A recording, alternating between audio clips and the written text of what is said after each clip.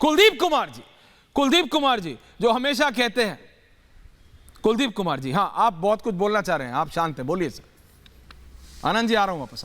कुलदीप जी देखिए, अभी शहजाद जी बड़ा ज्ञान बांट रहे थे सनातन पे, हिंदू धर्म पे, किसने क्या कहा, किसने क्या नहीं कहा। नरेश अग्रवाल जी को जानते होंगे, ये अच्छी तरह भाजपा में शामिल हुए थे। उनके बेटे शायद विधायक भी हैं इनकी पार्टी से, बड़े अच्छी तरह जानते होंगे। उन्होंने क्या कहा था? उन्होंने कहा था विस्की में विष्णु बचे, रम में बसे राम। ऐसे शब्द बोलने भी नहीं चाहिए मुंह से। हाँ। माता जानकी और ऐसे शब्द मुंह से भी नहीं निकालने चाहिए। नहीं, ये मैं तो बता रहा हूँ, आपका इशारा काफी है, समझदार को इशारा काफी है। दूसरी, आप लोग नेता लोग हैं, आप लोग जानते हैं। हाँ, इन्होंने क्या कहा था? दूसरी बात जो नेशनल दंगा अलायंस के पार्टनर हैं अभी जीतन मांझी जी, उन्होंने तो राम के अस्तित्व पे सवाल उठा दिया था। इनको पता होना चाहिए। लेकिन ये भाजपा वालों को ना राम से मतलब है, ना किसी चीज से मतलब है, केवल इनको चुनाव जीतना है। इनको चुनाव जीतने के लिए कुछ भी करना पड़े, देश में दंगे कराने पड़े, राम के नाम पे कुछ करना पड़े, ये सब करने को तैयार है। लेकिन इन्हें बस चुनाव जीतना है, तो ये चुनाव जीतने कुछ भी कर सकते हैं। पहली बात ये। दूसरी बात ये, जो अभी ये बात कर रहे हैं यहाँ बैठ के, अलायंस की बात कर रहे हैं, जब से ये इंडिया अलायंस बना है ना, जब से मोदी जी बहुत परेशान रहते हैं, बहुत घबराए रहते हैं मोदी जी। अच्छा। मोदी जी को पता है कि जो दिख रहा था, जरा वो विजुअल्स गरिमा जी चला दीजिए कुलदीप जी के साथ आज की रैली की। बहुत घबराए हुए विजुअल्स। देश के लाखों लोगों की उम्मीद, देश की लाखों लोगों की उम्मीद का अलायंस है। और जैसे मोदी जी को ये पता लगा अलायंस हो गया, मोदी जी बहुत घबराए हुए हैं।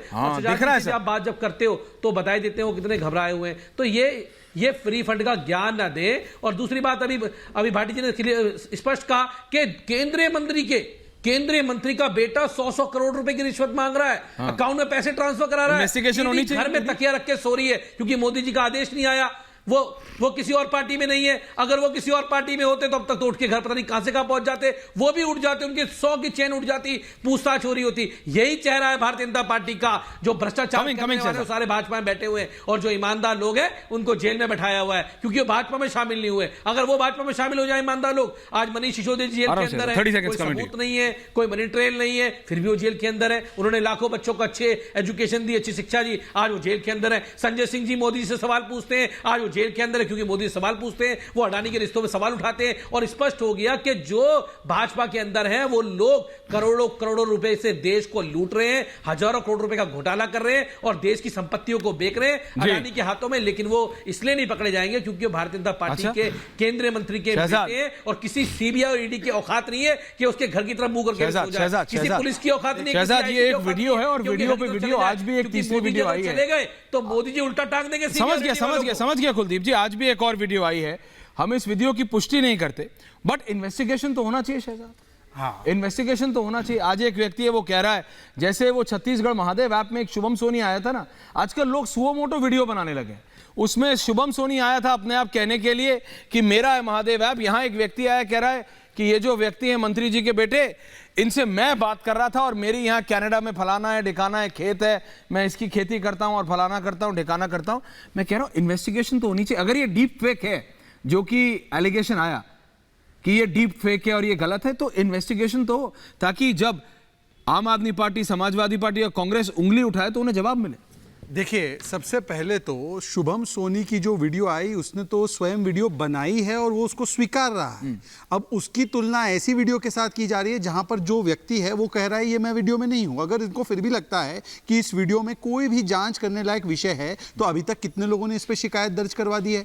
चलिए मान लेते हैं कि कोई एजेंसी काम नहीं कर रही, और ये वही लोग है, एक सेकेंड, ये वही लोग है जो अब कह रहे हैं कि ईडी का मिसयूज होता है, सीबीआई का मिसयूज होता है। तो मान्यवर बता दीजिए कि कांग्रेस पार्टी तो जब ईडी की कार्रवाई मनीष सिसोदिया और संजय सिंह पर होती है तो उसको स्वीकारती है। ये छत्तीसगढ़ के प्रभारी रहे हैं कुलदीप जी, शायद मुझे जहां तक याद है, या दूसरे कोई रहे हैं, पर संजीव झा सॉरी। छत्तीसगढ़ में आम आदमी पार्टी ने ऑफिशियली ईडी की गिरफ्तारी की मांग की है शराब घोटाले में भूपेश बघेल पर। तो बताइए दोनों केसों में ईडी सही काम कर रही है, नहीं कर रही है?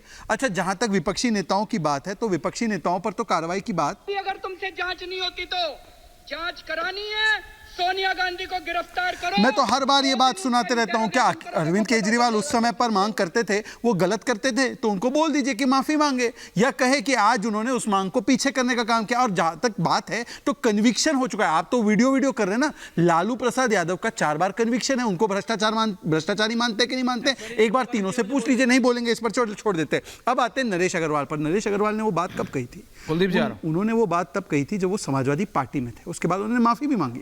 समाजवादी पार्टी ने क्यों नहीं निकाला? वो तो कहते हैं ना कि हमें कृष्ण जी आते स्वप्न में।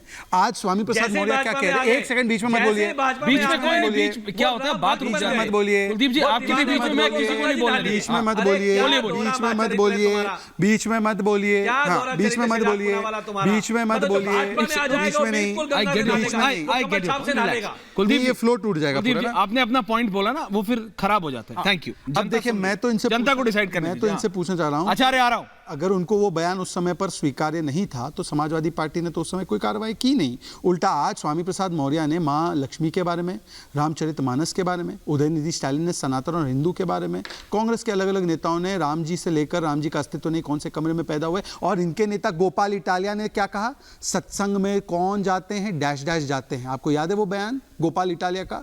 वो तो आज भी आपके नेता है मान्यवर। बताइए क्या कार्रवाई की?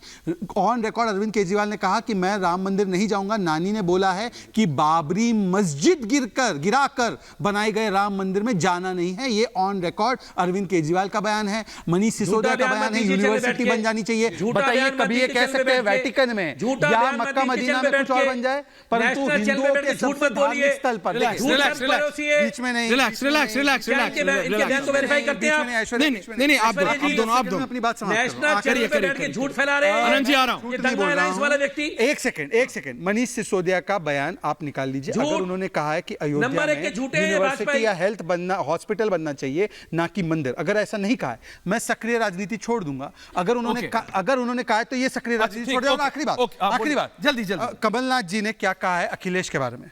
बीजेपी और कांग्रेस का है, कोई अपना वोट समाजवादी या गोंडवाना या किसी और अन्य दल को देके कोई अपना वोट बर्बाद नहीं करेगी।